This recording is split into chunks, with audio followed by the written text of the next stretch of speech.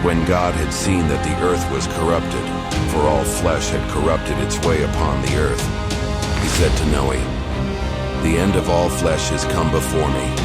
The earth is filled with iniquity through them, and I will destroy them with the earth.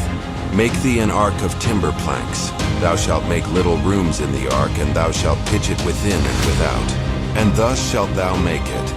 The length of the ark shall be 300 cubits, the breadth of it 50 cubits, and the height of it 30 cubits.